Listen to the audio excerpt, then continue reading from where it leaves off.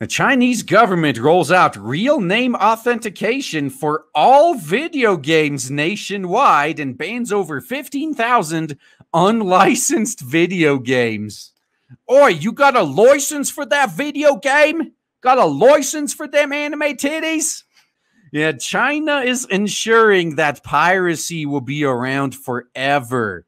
But man, like, you can't even play video games anymore unless you dox yourself. If you guys have ever talked shit about me because I refuse to play live services anymore, this is the perfect fucking example. Because you know they can't really enforce this shit on anything but live services and marketplaces. Yeah. So if a game is available digital only via like exclusively through certain marketplaces, they're kind of fucked as well, because they can force this authentication on the marketplace, even if the game itself isn't a live service and never connects to the internet afterwards.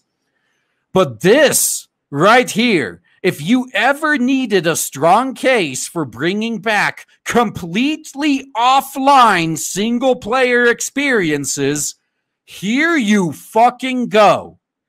What's going on in China right now should hopefully fuel a little bit of that fucking fire under your ass to start actually supporting offline single-player experiences again. Because live services leave the gate open to shit like this. The Chinese government has begun rolling out its real name authentication system for video games nationwide, while also removing 15,000 unlicensed games from the Chinese App Store. And this is why, so hentai games can't be on these app stores anyway. So you just have to download the APK and install it yourself. But I fully predict that the West is going to follow suit with something like this. Maybe not to the same level, at least not at first. But the West has a habit of using China as a boogeyman. Hey, look at what them Chinese are doing, while they're doing things that are either the same or fucking worse. So expect the US to fuck with live services to this degree as well. And what this is going to do is it's going to force the good games underground. And when that happens, once all of the good shit is underground away from the eyes of the normies, please don't fuck it up and invite these normies in so they can ruin the new underground industry too.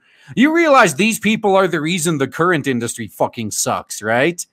If you voluntarily let them into the new underground one, man, you guys fucking deserve it. So as previously reported, the Chinese government has been implementing numerous methods to prevent chillins from becoming addicted to video games or developing myopia. Yeah, China really doesn't want their population doing anything but being tax slaves. These included laws banning under 18s from playing online games between 10 p.m. and 8 a.m., in addition to a 90 minutes per day restriction or 3 hours per day at weekends and public holidays. Once again, this only applies to live services. If you play offline single player, you have all the freedom you fucking want. But hey, everyone was just telling me, oh, you're just being a paranoid conspiracy theorist. Like, oh, you're just a Luddite. You just need to accept that live services are the future, man. This is the future. And it's the future most of you were fine just barreling headfirst into. And by most of you, I mean not the people listening to me, because I'm sure after I rant about this shit on a weekly fucking basis. This can't be news to you. But gamers, quote unquote gamers as a term, as a alleged community, get the industry they fucking deserve. This is the future that the gamers are pushing towards. So in addition, there are restrictions on what 16 to 18-year-olds can spend in online games, up to 400 yuan or $56 per month, with younger players restricted to $200 or $29 per month. Another law includes the expansion of real name registration, where chillins must use not just their parents' phone to register an account, but now form a form of valid identity information. Both Tencent and NetEase reportedly began using their own verification systems. Tencent's gonna fucking know everything, man. Now, South China Morning Post reports the real name registration for video games is being expanded nationwide, and with every video game, the authentication system aims to be rolled out in September. Once again, let me beat that dead horse. This is what happens when you push for always online, always connected live services. Oh, but it'll download patches on its own. It's so convenient. How can you be against this sort of thing? Well, I fucking told you so, and nobody listened until it was too late.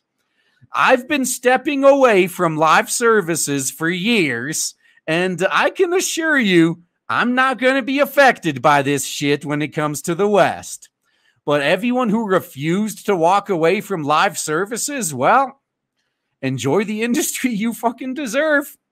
Citing state-run media reports and the South China Morning Post's words, Feng Xijin, official of the Communist Party's Central Publicity Department, the Ministry of Truth, basically, spoke on the matter during the China Joy Gaming Expo on August 31st. He stated developers will be asked to join up to the system in batches.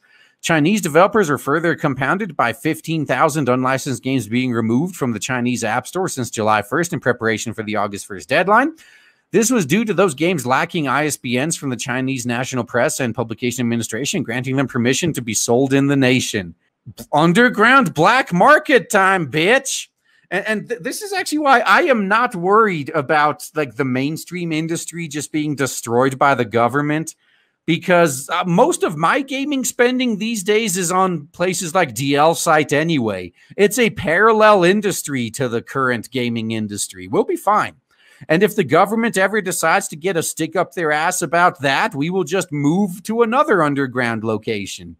Nico Partners analyst Daniel Ahmad explains to VentureBeat that while 97 of the top 100 grossing games on the Chinese App Store are licensed, 50 of the top 100 downloaded games are unlicensed.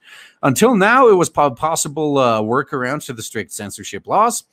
Speaking on Twitter, Ahmad explained the real name registration was to identify people under 18 and apply various anti-addiction systems such as time and spending caps for those accounts, also to control the gaming market more closely. That second one's the real one that they care about. They want full fucking control. They want to make sure that nothing that's not propaganda can get made. But man, so no one's going to be able to stop kids from using their parents' info. This shit happens all the time. But this is the future that live services have got you. The earliest efforts by the Chinese government predate the WHO's classification of gaming disorder. A study by Oxford University found no evidence to support the classification. Yeah, but when did these ideologically driven fucking idiots ever let reality and evidence get in the way of them pushing their agenda, huh? When have these people ever been foiled by objective reality? Never. Neuroscientist Nastasia Griffin of Radboud University also warned against labeling gamers as addicts due to very little evidence of video games being addictive. Yeah, video games are designed to be addictive, but most people, like say, the game that one person could be addicted to, someone else could play for like 5 minutes and get fucking bored of. So it's really still up to each individual person's personality, just like gambling. Gambling is addictive for some people, but others just, after they lose $5, they're like, man, fuck this shit, I'm out. And with gaming, some people can grind the same level for days on end to try to get that rare 0.5% drop. Others, the second run through when their item that they're grinding for doesn't drop, they just rage quit the whole fucking game, man. Yeah, it depends on the person, man. Like, RPGs. Some people can play grindy-ass RPGs and enjoy them. Others, unless they're constantly given stimulation, they can't fucking do it. But yeah, this is why offline single player or dedicated servers for multiplayer that doesn't pass through any company servers, they're going to be making a fucking comeback. And I plan to be at the forefront of that, man. Sick Fox Studios is going to be providing the awesome fucking offline experiences. Oh man, I am so excited to tell you guys right now that finally, after about a year of build-up and shilling, we have launched Blade Devil on Indiegogo, and so far it is doing so well thanks to awesome people like you.